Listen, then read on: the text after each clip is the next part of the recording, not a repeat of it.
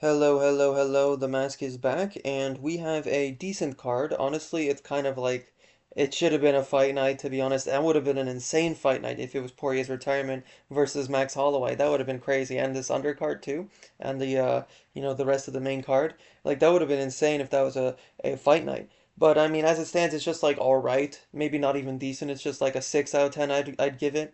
Why not? There's some good fights on here, and there's actually some good underdog picks, I would say as well.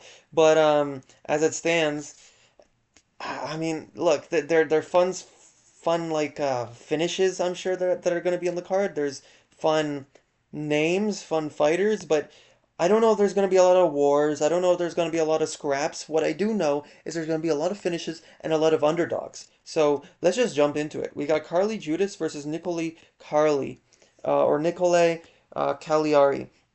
I don't know much about Nicole Cagliari. I don't know much about her. I do remember Carly Judas's KO over Dupin. I believe she was the Venezuelan girl who was 6-0 coming into UFC from Dana White's Contender Series. Nikolai, yeah, Carly Judas got a really good KO, head kick KO that was, and it was really nicely set up. And she's also really for flyweight, 5'7", 68 inch reach. 68 inches of reach, like that's pretty good going into this. Nikolai Cagliari, she has a similar style. I do know that. I don't remember watching too much of her fights. I know vaguely how Nikolai fights, but I haven't watched too much recently. I haven't seen too much recently. I don't remember her style that much, that vividly. I know Nikolai is like a shorter. She kind of has a similar style, similar fight like striking style, at least to Carly Judas, fighting style all around. But I think the attributes is gonna be the reason why I'm leaning Carly Judas here. I think overall, what we when we consider women's MMA here, attributes is very important, right? You look at Wang or Jay. Zhang Weili, brother, what is going on? Zhang Weili, Zhang Weili. If you look at Zhang Weili versus Tatiana Suarez, Tatiana Suarez was just way outmuscled in that fight. And so women's MMA, yeah, physicality does matter a lot. So I'm going to say Carly Judas being the much bigger flyweight here, having the, I believe, activity as well advantage. Height and reach. Look, I'm not doing too much research on this. I'm just going to go with attributes. I'm going to trust Carly Judas with that impressive head kick KO. I'm going to say that she gets probably 30-27, maybe 29-28 on one of those scorecards. Bruno Ferreira, Jackson McVeigh. Another one that's actually kind of easy to pick here. I think Jackson McVeigh is really good. He has really good grappling, and he is actually a really big middleweight compared to Bruno Ferreira. And so he's actually decent, and he could actually win this and get far in the UFC even. But Bruno Ferreira he has a full training camp. He has really lethal hands, really strong power here. He was supposed to fight Ikram Aliskerov, so he was already preparing for a potential grappling threat. And he has good overhands, good hooks, good spinning attacks. He doesn't really have that many good straight punches. Sometimes he'll land a decent straight shot, but it's usually quite looping. And Bruno Ferreira throws with such ferocity that I think he's going to catch Jackson McVeigh just coming in the second round. I think this is going to be similar to like a Bogdan Guskov versus, I believe the other guy was Billy Alakena or something like that. The dude's fighting in the Abu Dhabi or Saudi card in a few weeks, I think. It's on the Robert Whitaker Rainier de Ritter fight card against Ibo Aslan. He's fighting him. That guy. He fought Bogdan Gushkov on like a week notice, and so he just gassed because he didn't really have a training camp, and he was doing a similarly grappling game plan here, and I think that could work on Bruno Ferreira, but if Jackson McVeigh tries to get the back or something, I think it's going to be hard for him to actually get the choke in. I think Bruno Ferreira's been training on his grappling, and yes, he doesn't have the best submission defense. He was kind of like against Abus Magomedov, he was gassing really hard, and I don't think he's going to be the one gassing here. So I'm going to say Jackson McVeigh wins the first round off of just kind of, grappling, maybe holding the back, something like this, and not really doing much with it. But then in the second round, he gasses, and it's a big meaty hook for Bruno Ferreira. Maybe a spinning back fist I could see even. Ryan Spann versus Lucas Bresky. I'm going with Ryan Spann here. This is a pretty obvious pick. I'm really surprised that a guy like MMA Guru or Lucas Tracy, for example, some of these prominent MMA YouTubers were picking Lucas Bresky here. Yeah, Ryan Spann didn't look that good against Waldo Cortez Acosta, but he looked miles better, way better than Lucas Bresky against Waldo Cortez Acosta. He got finished easily, and Lucas Bresky kind of just goes in range, just throwing straight punches, and that's pretty good throwing straight punches, which he usually does. But sometimes he'll just throw like without any caution, and with his like it kind of not powerful punches, not stinging shots and a bad chin. Like Ryan Spann, yes, he doesn't have a great chin either, but compared to Lucas Bresky, it's night and day. I'm not trusting that chin. And Ryan Spann kind of just gets into range, just kind of walks into range without much setup either. But I mean, he has much more athleticism in the first round, especially. And like I said, he was landing a lot more on Waldo Cortez Acosta, who has a much better chin than Lucas Bresky, mind you, than Lucas Bresky did himself, because he got finished in the first round, and it wasn't even close. So Lucas Bresky is going to have a little bit of a fast twitch first minute, I think, but I think this could be like a Dominic Reyes versus Ryan Spann, where Ryan Spann just hits him with a power jab, and he doesn't know what hit him. Or maybe just a 1-2, but I could totally see this being like a Dominic Reyes, Ryan Spann first round KO, something like that. Probably in the second minute of the fight, I'd say. Maybe third minute, second minute, something like that. In the middle of the first round. First minute, second minute, or second minute, third minute of the first round, yeah. Jimmy Crute, Marcin Prachnio. Again, another favorite I'm going to be picking here, but just wait until we get further up on the card. I'm for sure going to be picking a lot of underdogs. Just you wait and see. I think that there's a lot of great underdog picks to be made on this card. Marcin Prachnio has really good kicks, and that's certainly something that he has to watch out for. But Jimmy Crute, in his first round against Rodolfo Gelato Beach, the bum, the Burns victim of a thing, yeah? No, but seriously, Rodolfo Gelato Bellado Beach. Bellado Gelato Beach. um, no, but he was actually doing a good job taking him down in the first round, just dominating him on the ground, landing some really good shots, and then dropping him at the end of the round. Jimmy Crute has decent boxing. His kicks are whatever. He is mostly a boxer on the feet, and he could gas. That's the thing that's a worry for me in this fight, because in the second and third rounds, after overexerting himself in the grappling and going for the finish at the end when he dropped Rodolfo Gelato Beach, he he he um he kind of gassed in the second and third rounds, and he let Rodolfo get back into the fight and win a draw, or not win a draw, but secure a draw in the second and third. And that was mostly due to the fact that Jimmy Crute couldn't get the takedowns anymore, and he was doing a good job rotating off of Jimmy Crute's takedowns. He was doing a good job fighting the hands, turning away from Jimmy Crute. He has really good fundamentals in the grappling, I would say, or at least solid fundamentals for a light heavyweight. Whereas Marcin Prachnio, he was just kind of letting uh, what's the dude's name? Modestas Pakauskas.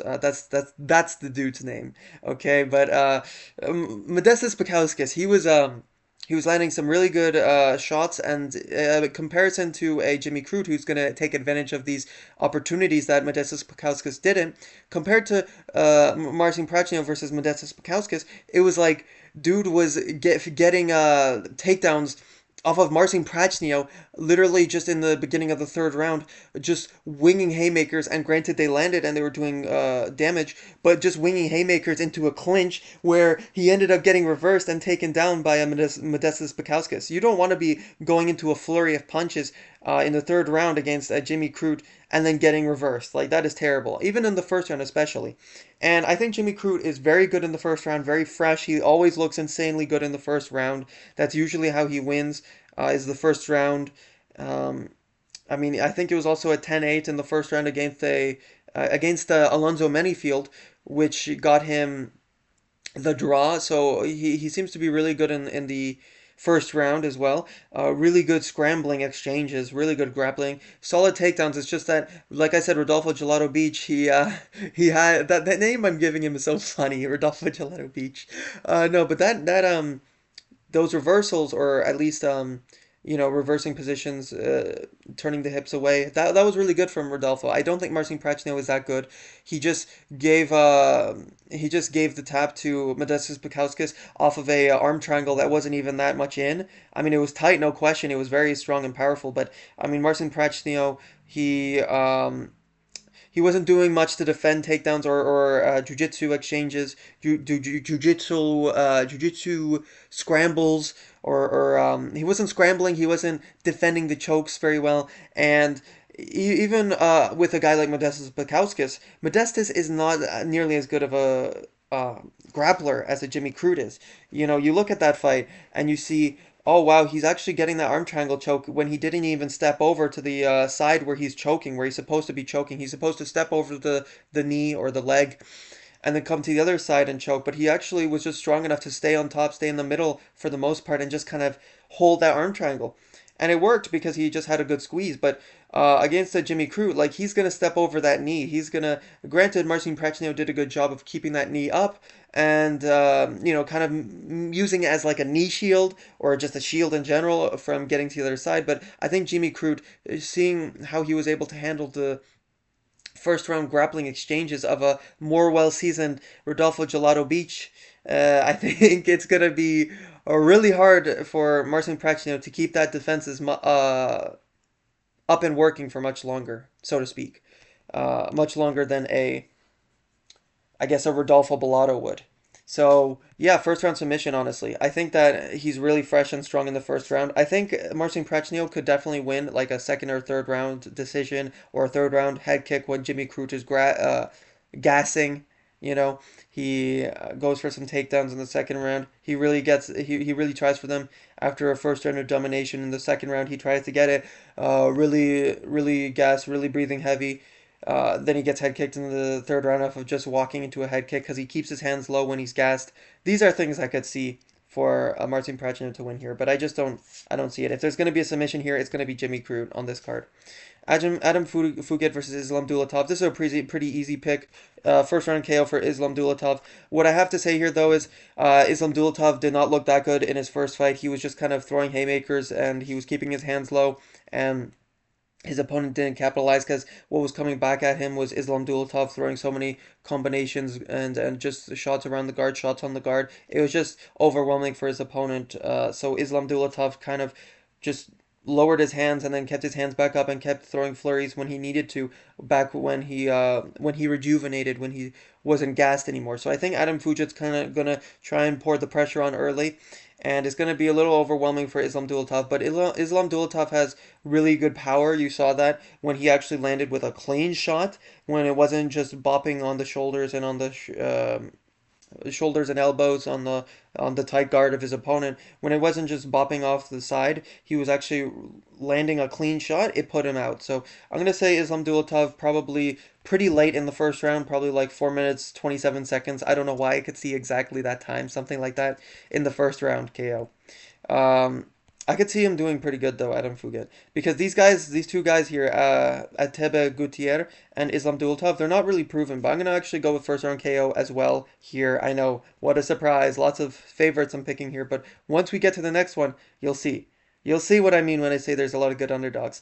We have Robert Valentin, Atebe Gutierrez. Yeah, I mean, I think Robert Valentin, he could get pretty scrappy on the feet. He throws some decent elbows, honestly. He's going to be the longer. Actually, no, he's not. Wow. I mean, Atebe Gutierrez, honestly, he didn't look that tall and rangy in his last fight. Maybe that's just because he chose to brawl with the Jose Medina guy. And Robert Valentin, though he does have good elbows on the feet, he does get kind of scrappy. He's kind of faster, I think, from what I've seen on the feet. But Atiba Gutierrez, he's very durable. He's very strong. He's very powerful from what we saw in his last fight. And I do like the IQ to go to that knee in his last fight when he could have just went for the flurry on the hands in the boxing. He went to the knee. He got the clinch. He went for the knee. Boom, right up the middle, landed on the chin. Nasty finish. I don't think he has that much power in his hands, to be honest. In comparison to like these guys, what's a good example? Um, like he's not Francis Ngannou 2.0. Let's not kid ourselves there. But he does have more power than a Robert Valentin. He does have power. Don't get me wrong, but I think people are overrating his power a bit. But I'm gonna say another like pretty late in the first round finish, like a 3 minutes 46 seconds, something like that. I don't know. I'm just picking the specific seconds too that they get the finish. So first round KO. Francisco Prado, Nikolai Verotenikov. I'm going with Nikolai Verotenikov to get a 29-28 decision in the second and third rounds. I could even see him win the first round, but I'm going to say the second and third rounds. I think Francisco Prado, his best round that he ever had was Daniel Zellhuber in the first round. That was a really good round, and even then he was having a lot of his shots be blocked by the 6 foot one. At least on paper, it says 6 foot one for him, Daniel Zellhuber. And Nikolai Veretennikov, on the other hand, he's really a 6 foot two, 6 foot three guy. Let's be honest, he's not 6 foot one. He's definitely not as tall as Daniel Zellhuber. He's a proper welterweight. I mean, he looks like he could easily go up to middleweight. And Francisco Prado, he was a lightweight most of his career. He's 5'10". Let's be honest, he's 69-inch reach. Not great attributes for a welterweight. Let's just be honest here. Yes, guys like a Jeff Neal can make it work, but even guys like Jeff Neal, they're floating around at the top 10 spot. They're at the number 10 spot, number 11, around there. And I say all this to say, Francisco Prado is not the Jeff Neal, the next Jeff Neal. Okay, Francisco Prado is 23 years old. Yes, he can improve. Absolutely, he can improve. But what we've seen from him throughout most of his career is basically just big winding hooks. They're fast, don't get me wrong, but big winding hooks. Sometimes he throws back fists, and when he's frustrated, usually. What I'm worried about here is Nikolai Veretennikov's takedown defense. In his last fight, we didn't like that very much. We didn't see very good takedown defense from him. What we saw in his fight against what's the dude's name? Left hand to God, Denny Barlow. What we saw against him was it was actually a really good performance. I actually thought he won rounds two and three. That was egregious, first of all. The fact that it was a 29-28, 29-28, 30-27, that was a base scorecard for Nikolai Veretennikov. That was really good. That 29 or 30-27 for Nikolai. The two 29-28s for Denny Barlow. I don't know how anyone gave round two to Denny Barlow. That was such a bad pace from him. Nikolai was landing really good teep kicks. This is what I'm looking for in this fight, and I saw this in even his fight where he got absolutely dominated in the grappling against what's that guy Vanderford in his last fight. This is something what I saw that I liked in the first round, and even a bit of the second round before he got taken down again. I liked that he got teeps going. He got he has a really good right cross, lead hook. These are things I like for Nikolai in this fight, where he has a huge height and reach advantage. Not that much in the reach, to be honest. I was hoping it would be more, for his size, for his height. But he's a really big guy for the weight class, and for Francisco Prado, he got a takedown against Jake Matthews, which is a bit worrying. Like I said, the grappling's a bit worrying here because Francisco Prado ground and pounded Ottoman Azaitar to a brutal finish, but that was a Ottoman Azaitar. Ottoman Azaitar is not good. He's not that good. He basically just swings wild hooks, similar to Francisco Prado. Although Francisco Prado landed a good spinning elbow, so that's one area that he's a little bit better. And you have all these other fights. These guys like Jamie Malarkey's able to outpoint him at range, who's just 6 foot or arguably 5'11". I know his stats say he's 6 foot. He's really like 5'10", 5'11" himself, and he was able to outpoint Francisco at range. Jake Matthews was able to outbox him, and he's really good. Don't get me wrong, Jake Matthews is good, but he is a boxer, and that plays into Francisco Prado's style. What's the other guy that he lost to fairly recently? Daniel Zellhuber, that's the guy, right? He showed the blueprint. He teeped Francisco Prado a lot in the third round. In the second round, he was landing some really good straight shots down the pipe, really good jabs, really good combinations when he let the jab go, and he had good dictation of the range. So yeah, I'm gonna say 29-28, Nikolai Veretennikov, pretty clear cut. And then Brendan Allen versus Marvin Vittori. I mean, not much else to say here. I feel bad for Marvin Vittori, to be honest. I mean, he had his. I didn't even. I mean, the embedded just reminded me of the horrible news that his brother passed away. So I mean, I'm wishing him the best, Marvin Vittori, and it sucks that I have to pick against him. He's the Italian dream for a reason. He's the goat. Uh, for the hard head, he's the goat. No, I shouldn't be laughing so soon after. I say that what happened with his brother, but look, at the end of the day, I gotta pick Brendan Allen here, and I'm not laughing at what happened with his brother, not at all. I pray for him, best of wishes, um, but I'm laughing at the chin. I'm laughing at the big head of Marvin Vittori. I gotta be honest here. He has a big brick of a head. He has a big brick of a thing there, you know? And so I don't think he's going to get KO'd. Maybe this will be the one. Maybe Brendan Allen will plant a beautiful right cross or something. Beautiful 1-2. But no, I think he's going to out-grapple Marvin for one of the rounds and probably win the second or third on the maybe just 1-2s, decent 1-2s, decent leg kicks, chopping at the lead leg sometimes. Brendan Allen's improving his striking. You could see that against Nasruddin Imavov. He actually landed some impressive shots there. Um, Marvin Vittori, he's kind of stuck in the mud. He has some decent boxing combinations in the first round, and then it kind of fades away. I think Brendan Allen's going to do a good job just mitigating the first round success Marvin Vittori usually has, where he has some decent hooks, decent straight punches in the first round, and then he kind of just falls off a cliff for the most part, and he just kind of stays in NPC mode in the rest of the fight. I'm going to say that Brendan Allen mitigates that with the grappling, and then in the second or third, he probably wins just off of doing slightly more in the striking, and then maybe Marvin Vittori lands some decent calf kicks or leg kicks. In general, just getting the third round or something. I'd say 29-28.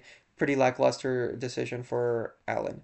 And then Kyler Phillips, Vinicius Oliveira. I feel bad for Vittori though. I'm rooting for him here. I really like Marvin Vittori, and I'm praying for him and his brother there. Um, you know, it's let's just move on. I don't really want to sour the mood. Kyler Phillips, Vinicius Oliveira. Um, I'm going with um, I'm going with Kyler Phillips here. Now I know that this is a risky one here. Okay, how is 9% of Tapology picking him when he's a minus a plus 120? How? Kyler is really good.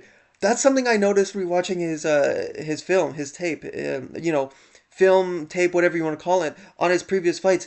Dude is really good. Against what's his name? What's his name? The Hylian Paiva, the guy that Sean O'Malley KO'd. Hylian Paiva does a lot of things that Vinicius Oliveira goes out there to try and do. He doesn't have that good of a head movement. I mean, Vinicius Oliveira does have better head movement than Julian Paiva, let's be honest, but he kind of just stalks the opponent. He kind of just swings. Sometimes he'll go for some really powerful takedowns because he's a big guy for the weight class. He'll go for these powerful takedowns. He'll swing these wide looping shots that are really powerful and they're devastating, so you gotta watch out. And he just throws with such ferocity and so much punches and bunches, and he has really good kicks. And sometimes, like I said, like a Halim Paiva, he'll sometimes go to the grappling if things get a little messy. And Julian Paiva, he kind of robbed Kyler Phillips in that fight. Yes, Kyler Phillips, I think he got dropped in the second round, and so that's why it kind of got things a little fishy, and the third round was a little 50-50. But that was kind of a robbery. I think round three you would still give to Kyler Phillips. And man, he's so good. Like in the Rob Font fight, that's just a nightmarish style for him. Like a guy that doesn't give up on the pressure. Yes, he is pretty easy to take down, but he's been working on that. You saw that against Gene Masakamoto as well for a Rob Font. And Kyler Phillips, yes, he gassed in the second and third rounds decently, but he always gasses. And that's the worrying thing here. It's a really, really, really tough and close fight to predict, and that's why I love this fight so, so much. But I think that he's going to output his speed for bantamweight is insane. I think he's going to output Vinicius Oliveira here. Even though the thing is, this is the problem with Kyler Phillips. People say, oh, he looked like he has such good cardio against Pedro Munoz, and then it fell off a cliff against Rob Font. No, if you actually rewatch a lot of his recent fights, what actually happens is if he's going up against a Pedro Munoz who has lots of attributes that aren't that good against a Kyler Phillips. He's very short. He mostly throws hooks and overhands. He only throws a leg kick once in a blue moon against such a mobile Kyler Phillips who has insanely good footwork. He's like a less good Sean O'Malley with takedowns, with takedown threats, Kyler Phillips. If you're going up against someone like that, in a Pedro Munoz context, he's going to outbox you. He's going to piece you up. And he doesn't have as much of a leg kicking problem than a Sean O'Malley does. You know, sometimes he gets leg kicked more often. Like you look at the Pedro Munoz fight and he got leg kicked a lot. But I digress. I think that Kyler Phillips, in that fight, he was able to look like he had such good cardio because Pedro Munoz wasn't able to pressure Kyler Phillips intelligently. And Kyler Phillips, he Now look, the head kicks, it's not going to be there because Vinicius Oliveira has really good head movement, really underrated, and he's really strong for the weight class. So I could see him trying to take down Kyler Phillips here, Vinicius. And I've been a believer in Vinicius Oliveira since his first fight in the UFC. I picked all of his fights right to a T pretty much. But I'm going to pick Kyler Phillips here because I think Kyler Phillips is fast. He's being very underestimated here. And I think that he has grappling to go to if he's feeling like, oh, okay, I really need to win around here. I think he can hold down Vinicius Oliveira. It's just man, that's a Said Nurmagomedov fight really showed that Vinicius is high level. He was he was avoiding these kicks very well, very intelligently. He had really good head movement for that, and the takedowns weren't really there for a Said Nurmagomedov. In fact, he was getting taken down and gassed out. And Kyler Phillips, he wasn't showing much output in the second and third rounds for the majority of the fight against Pedro Munoz. So I could totally see like a scenario where because he's fighting a guy who's not going to let you breathe, he's going to gas out pretty quickly and pretty easily. But I think Kyler Phillips is really good. You rewatch his fights, even though they're close, even though they mostly go to decision, even though there's some moments where he's like, okay, he's literally just waiting for himself to re-energize, so to speak.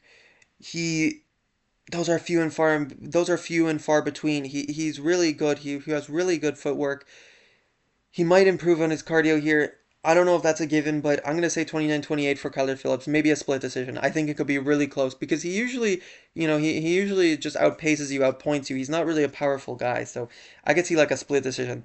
And finally, we're going back to an easy fight to predict. Yeah, I'm going to go with Daniel Huber here. He should not be this much of a favorite, but I'm going to go with the decision again. The thing with Daniel Huber is he has really good straight punches, really decent teeps. Sometimes he'll throw up a head kick, sometimes he'll throw in some leg kicks. He's pretty good. He's really well rounded on the feet. The grappling, it's kind of whatever. Sometimes he'll get a submission on a what was it, Christos Giagos? Yeah, anaconda choke. Sometimes he'll get a good sub, but he's mostly a striker. Let's be honest. Michael Johnson, he usually strives off of you being the less attributes heavy, less physically imposing, less strong guy against Nate Diaz. This told me all I needed to know going into this matchup. Seeing the Nate Diaz Michael Johnson fight. This is a granted difference, not the exact same style, not the exact same parallel. Diaz is more of a boxer with some good jiu-jitsu, and he's tall and lanky, and it's a little bit different. Daniel's kind of tall as well for the weight class, but you look at that fight. And you see Nate Diaz was just landing the 1-2 at will. These 1-2s, these straight punches, Michael Johnson doesn't see coming too much. And against a guy like Daniel Zahuber, who has really good 1-2s, really good jabs, really good teep kicks, head kicks, sometimes he'll throw up, and like I said, sometimes leg kicks. And when you're covering up, he'll land some decent combos. He goes to the body with the jab too, I noticed. That's really good going into this fight against a guy like Michael Johnson, who's outgunned, outreached, outranged, who's older, who's slower, who yes still has some of that speed, but for the most part it's not as much there. Man, this is a really hard fight for Michael Johnson to win. Like I said, he shouldn't be a minus. Was that 550, 650, 650? Man, I mean that's just no, that's unfair to Michael Johnson. But Michael Johnson, he really one thing I noticed watching back some of his fights, like against Adman Azaitar, he was mostly catching him coming in. He has really good shots when he's countering. When his opponent's coming in, he has really good counters. And especially when they're coming in recklessly. Daniel Zellhuber hits you at the end of his shots for the most part. So that's why, a guy like Michael Johnson isn't going to, in my opinion, execute a game plan similar to an Esteban Ribovic, which is why Esteban won, because he was able to jump in and out, come in with combinations, fast combinations, jump out. Michael Johnson, he relies on that kind of a style. Michael Johnson will work against an Esteban Ribovic, but not a Daniel Zellhuber.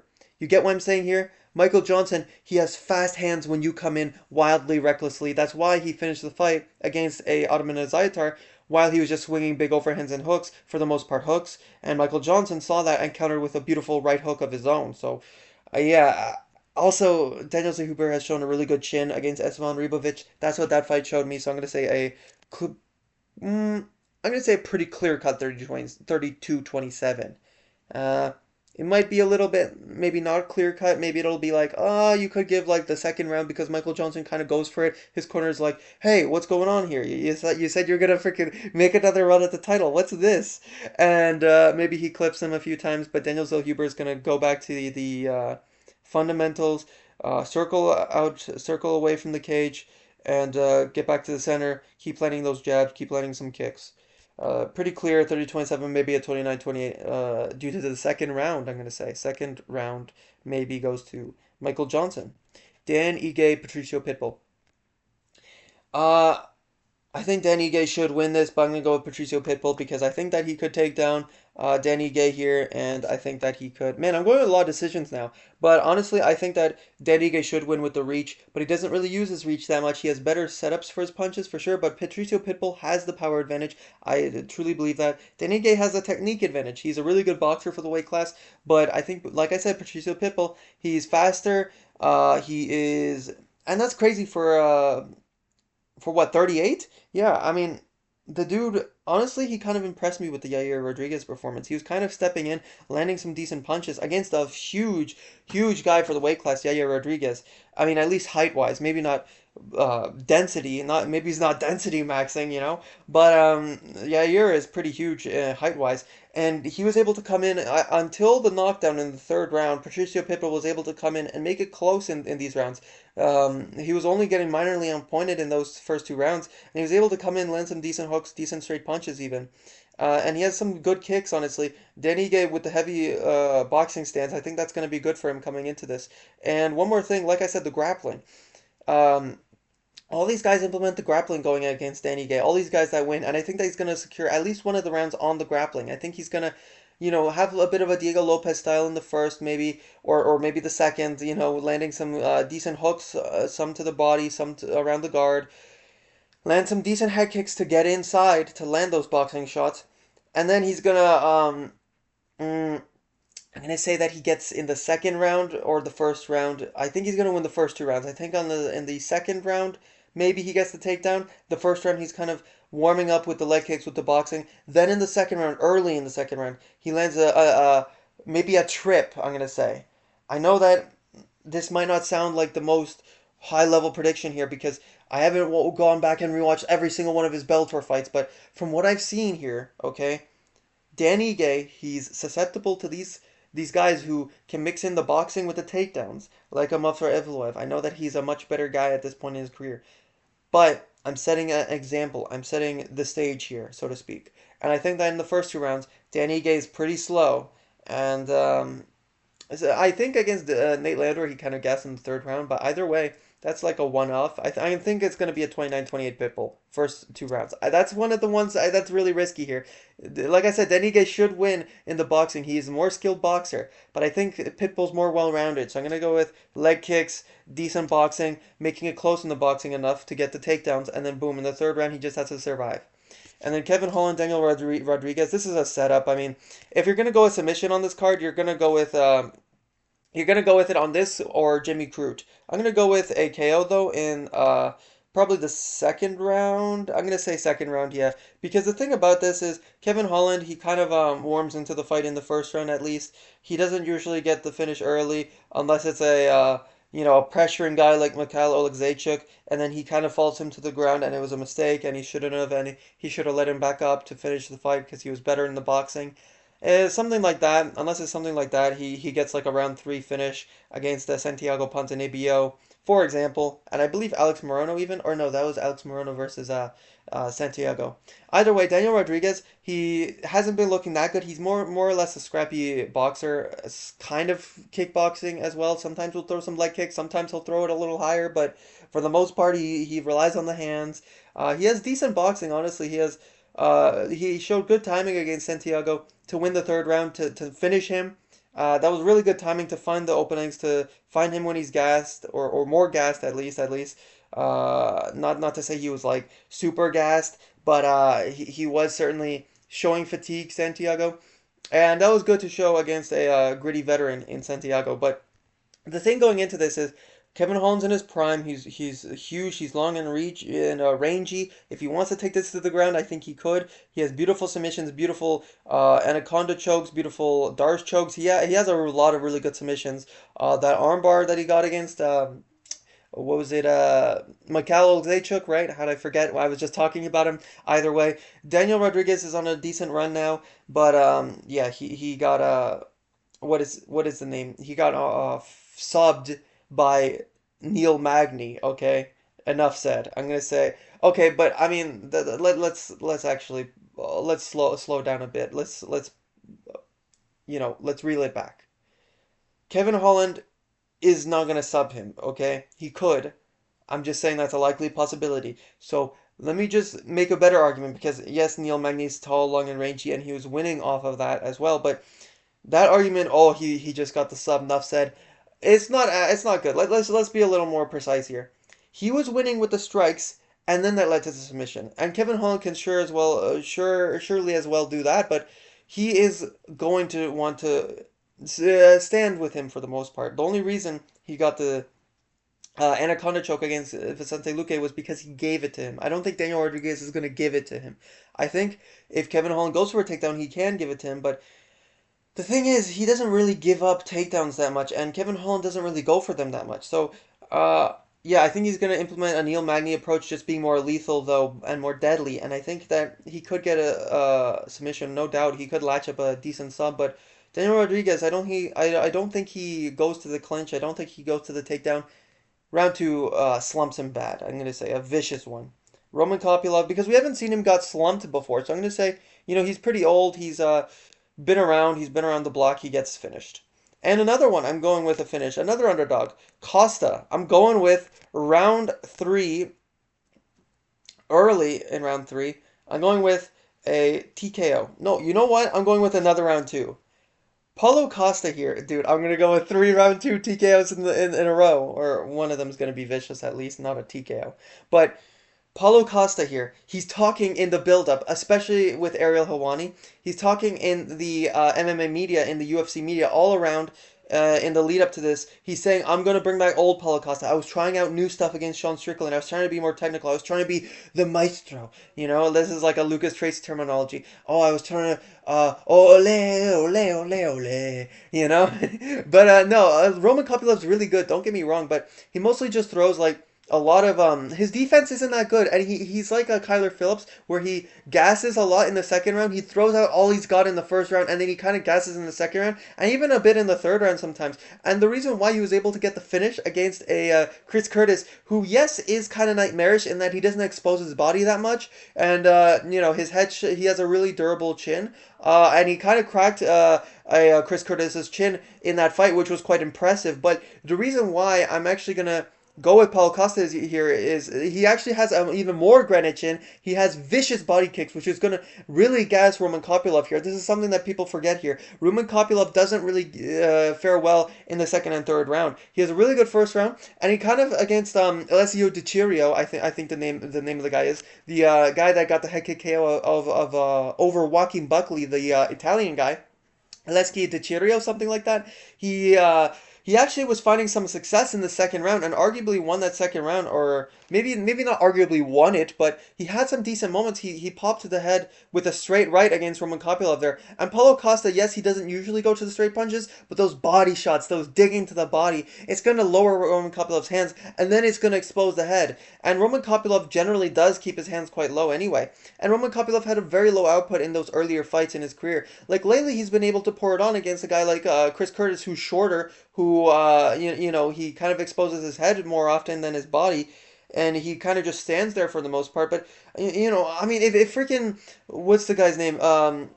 Griffin or Max Payne Griffin, whatever the dude's name is, if he's able to actually get a 29-28 close fight against him, it's like I'm going to go with a freaking Roman Kopylov to win here when a Chris Curtis had a better performance against Roman Kopylov than Max Payne Griffin, who is one step out the door. Let's be honest, he was able to find the better straight punches, he was able to find the better straight shots, and so I'm going with Paulo Costa here. I think he's going to land the beautiful hooks to the body, beautiful uppercuts to the body, beautiful leg kicks to the body. Leg kicks to the body? What am I saying? I'm just yapping.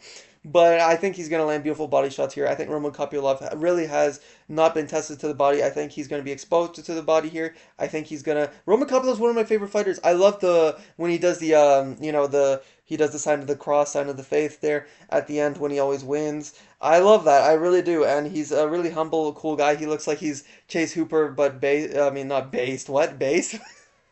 I'm just yapping. No, no, he looked like Chase Hooper, but like a Roman. He looked like a Roman, sophisticated Chase Hooper, you know? He's he's not gooning, okay?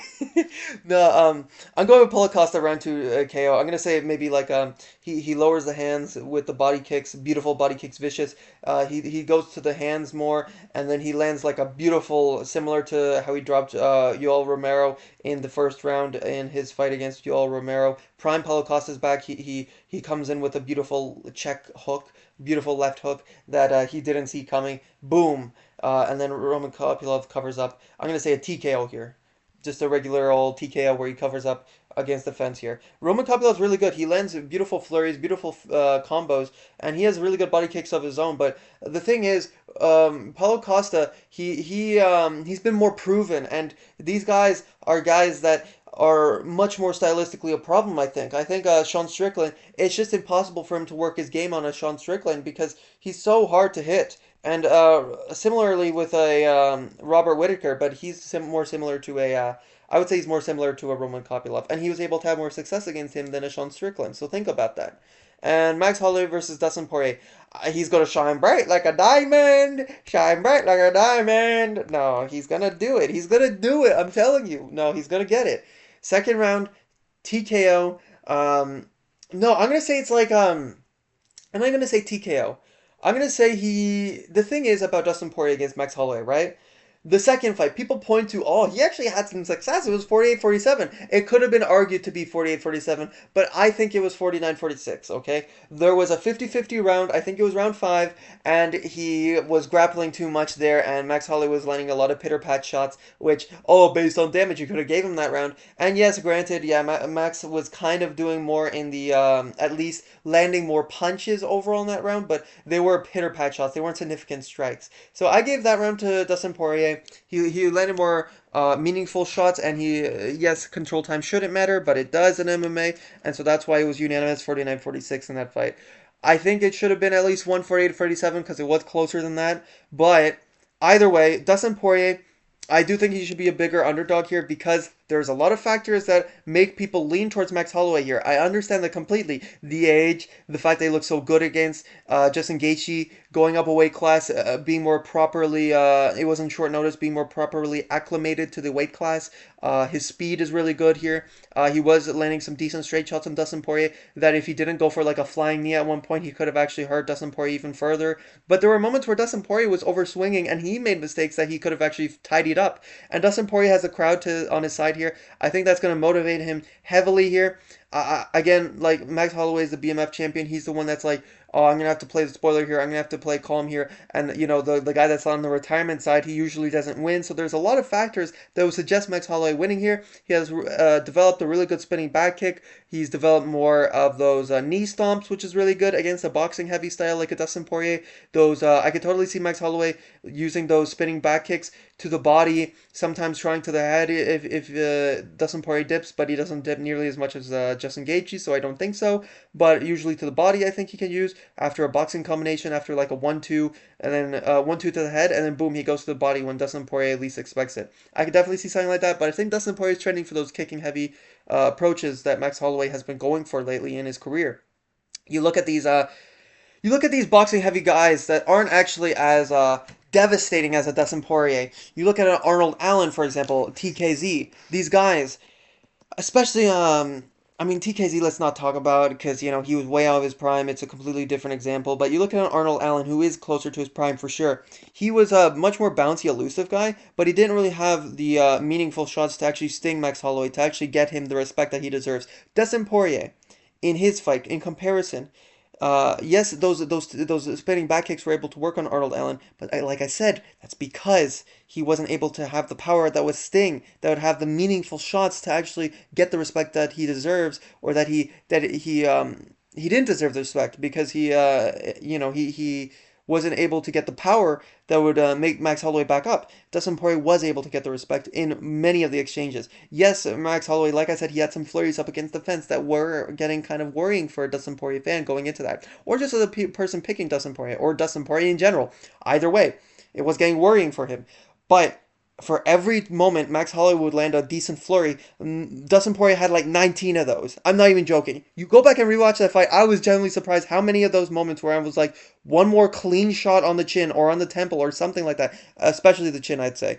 And Max Holloway would be out of there. But it was the fact that Dustin Poirier got a little too wild. He didn't have his tidy shots like he usually did when he saw Max Holloway was hurt, every single time he would hurt him, he would overextend. When Dustin Poirier is calm and patient, that is when he's at his best. When he's calm and patient and he's in the fire and he's bobbing and weaving and he's got that other side of his arm with his elbow flared up, which is a certainly weird defense, but defensive strategy where he has one hand the normal defense where he has the hand blocking where it's the hands touching the chin, and then he has the other one where the elbow's nearly touching the forehead. It's like he has a bit of a funny guard style, but it works for him. When he's going to be finding the shots, he's going to be bouncing the shots off the shoulders like Conor against Nate Diaz. Bounce the shoulders off the shots off the shoulders, and he's going to ultimately find the counters, and he has a really good you look at the Ilia Topuria fight. I know that this isn't a way to say, oh, Max Holloway's chin is gone. I'm not saying that his chin's gone here. That definitely helps his chin deteriorate all those beautiful shots that clearly rocked Max Holloway that Ilia Topuria landed. That definitely helps Dustin Poirier in this fight, but that is not why. That is not why I'm bringing up Ilia Topuria here. That fight. If you actually look at that fight, there's a lot of setups that Dustin Poirier goes to in that second fight against Max Holloway that Ilia Topuria went to successfully, and I don't think that Max Holloway is gonna take those shots the same way. Now, it's not to say that Ilia Topuria cracked the chin, but it's the multitude of fights since that second fight that cracked the chin. It's not that it's cracked, so to speak, but it's that all these accumulative shots are not going to be as good as a Dustin Poirier, who for the most part, he didn't really bleed in his last fight. He didn't really take that much damage. He took some decent punches from Islam Makhachev, but for the most part, it was the submission. That was what really did him. It did him in there. He didn't really take that much damage. So you look at a Max Holloway who's cumulatively taken the most damage throughout his career out of any other UFC fighter aside from Marvin Vettori maybe, and you say, okay, so Ilia Topuria landed that the pull the lead hand down, land the overhand right. He lands he lands with the body shots coming upstairs. Wait a minute, Dustin Poirier likes a body shot. He likes to come upstairs after the body shot. Wait a minute, you see these things. You see that he pulls the lead hand down. He goes up with the overhand. You see that Dustin Poirier he fakes low and then he comes upstairs. Wait a minute. Dustin Poirier is the way better boxer here. You go back and watch this. It's like, what? Wait a second. You're telling me that a guy who dips his head, who's not really the fastest guy, who granted has decent hands, who has decent hooks in Justin Gaethje, who leans his head forward, which is prime for the spinning back fist to hit him, who got eye poked twice. He was absolutely dominated by this guy, and he was still able to drop Max Holloway with a decent hook, and it didn't even really have that much setup behind it, even though still a good shot. I'm not taking any credit away from Justin Gaethje, and you go back and you rewatch Dustin Poirier versus Max Holloway, and you say, wait a minute. All these things are landing. He landed like 19 shots that if he landed one clean follow-up shot that didn't land on the arm or on the guard, he would have actually finished Max Holloway? Probably. Wait, what? How could this be? And it's like, oh my gosh, all these people saying that Max Holloway is actually he's this improved beast, he's super fast, and all those things are true. But you look back and you say, wait a minute, all these things are working for Dustin Poirier here. Who's to say that they won't here? And you just have to wonder to yourself, are these people actually rewatching the tapes, or are they just saying, oh well, he looked good against Justin Gaethje, so therefore easy win? No, Max Holloway is a really good striker, but he mixes the kicks in, and when you don't have the kicks when you're rocked, especially when he's relying on those kicks more, he's playing a much safer game these days. It's not gonna work. He's not gonna be able to have the teep kick, the well, he doesn't go to the teep, but the spinning back kick to the body when you don't have the knee stomps.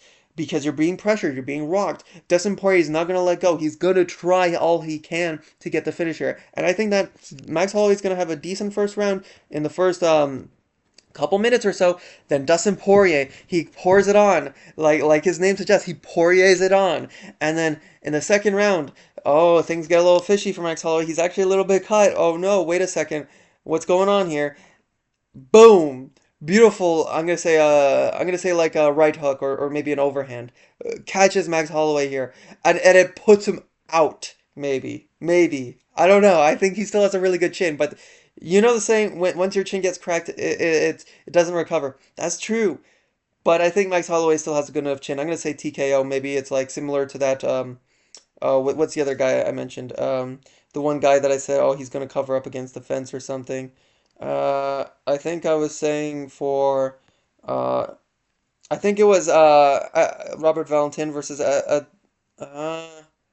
maybe I was saying Jackson McVeigh. Either way, he's gonna like cover up with one hand covering his head, the other is down, and it's just up against the fence. He lands a few other pitter pat shots on the guard. Max Holloway can't recover. He's just eating shots. It was too much for him, and it's Jover. It's over. That's it. Dustin Poirier retires on top. We don't get that many retirements that end gracefully like this one. But I'm gonna say, you know what? I'm gonna say Max Holloway can't eat these shots forever. Eat these shots, Eddie. Taste these shots, Eddie. Conor McGregor is such a goofball these days, man. Wow. I mean, that was a you know, if you know, you know. Okay, that was wild. If you know, you know. If you're in the loop, okay. Anyway, yeah, that is my predictions for the card. UFC 318. It's probably going to be decent on paper. It shouldn't be, but I think it's you know Dana White is going to glaze this card. He's going to be like, let me tell you something, you guys. That was insane. Dustin Poirier getting the KO for Max Holloway. We gotta give him a 300K bonus for that. Bring back UFC 300 bonuses. Come on now. I mean, you guys were complaining about that. Come on. No, but he shouldn't be like that. But that's how he'll be. He'll be like, come on, guys. Atuba Gatier should have been on the main card. I mean, that guy is a prospect, you guys.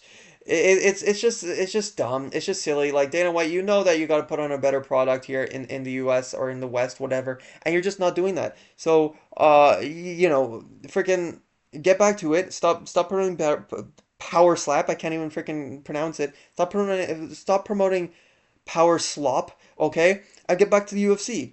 Get back to making really solid cards that don't just play out on paper really good. I mean, play out in execution really good, but on paper as well. Make sure that you actually put Aljamain Sterling versus Brian Ortega on a card like this. Anyway, that's all for me. Mask of MMA out. Like, comment, and subscribe. Goodbye.